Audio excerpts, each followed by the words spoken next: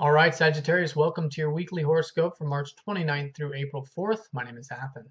Okay, so we have a week of releasing again, like we have been in March. Not as nearly as intense as last month, though, or this month, March. But transitional nonetheless, really just around Monday, actually. The rest of the week is very positive, lots of trines and sextiles, and then a lunar eclipse on Saturday. So whatever this releasing is that's happening on Monday, it's helping us towards the shifting of our path, which is taking place on Saturday. Again, these are all these steps that I've been talking about, releasing the old, going into the new from March, and now for the first 7 or 8 days of April, leading into April here, while we have the Sun and then Mercury going over the South Node in Uranus. So the Sun goes over the South Node this week on Monday. And for you, it's that fourth house. You've probably been hearing me talk a lot about this if you've been watching my other horoscopes.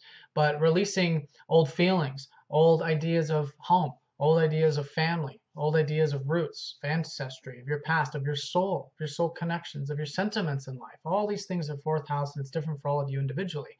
But whatever it is you're releasing, this is the time around Monday in particular to really reflect on these things that are just no longer serving you, doubts, fears in particular associated around these things.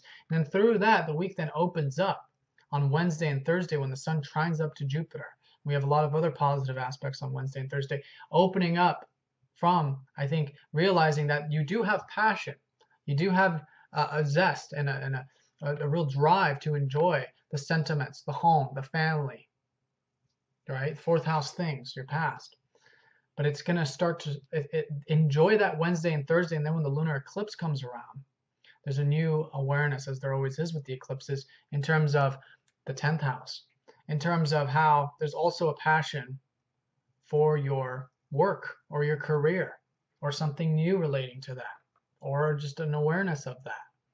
And I think then that on Saturday, it's going to create a passion in both realms, which are 10th and 4th house opposite in the chart, which requires a balancing a domestic life, home, family, past, with work, future, career, public stuff. But it starts on Sunday and Monday when we have Venus trining up to Pluto, which is a very powerful day for relationships.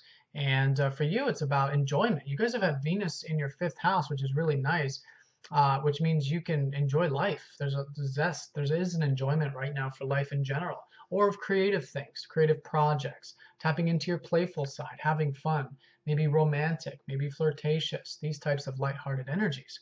So it's an awesome day for those things, Sunday and Monday, with relationships in regards to that, or with creativity, or with fun, especially with all these changes you guys are going through, because the Pluto in the 1st house is, it's in your 1st house, so you guys are changing, right? So enjoying the change that has come about, and enjoying it through your creative side, which is what all this enjoyment is about right now with Venus in your 5th house. Then on Monday, we have that releasing, that awareness of our doubts and fears, and then through that awareness, naturally allowing them to go. That's what happens when we have awareness. These energies, just the ones that no longer serve us, the doubts and fears, they just naturally go. So Monday is a very good day for meditation, specifically around 4th house things, home, family, past, roots, right?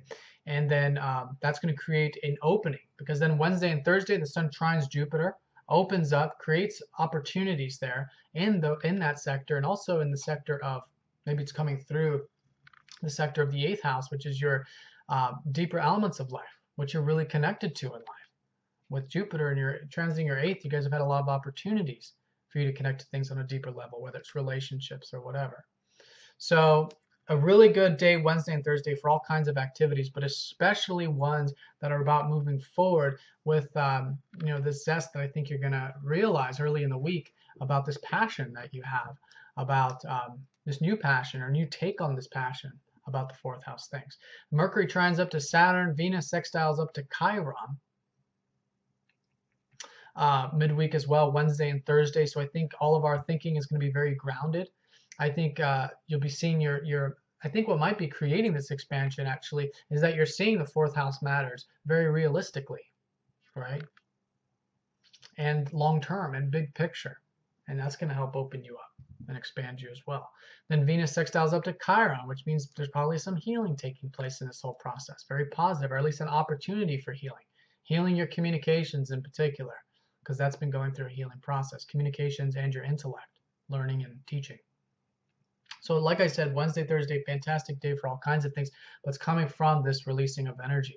Then on Saturday, we have the lunar eclipse in Virgo, which is that 10th house. And I think this is where you'll come to the awareness of this new passion or joy or something you want here in regards to your 10th house, which wasn't so personal earlier in the year, but now it's becoming more personal with this, with these aspects, right? So there's a direction going into your 10th house now, and reflecting on the 4th house, home, family, past, with the work, career, and future or public stuff, and seeing the middle ground, how you can balance those two and have both passions, both enjoyments, and let that help move you forward this year, because this whole year is about cultivating work, cultivating public career, but it may not feel very personal.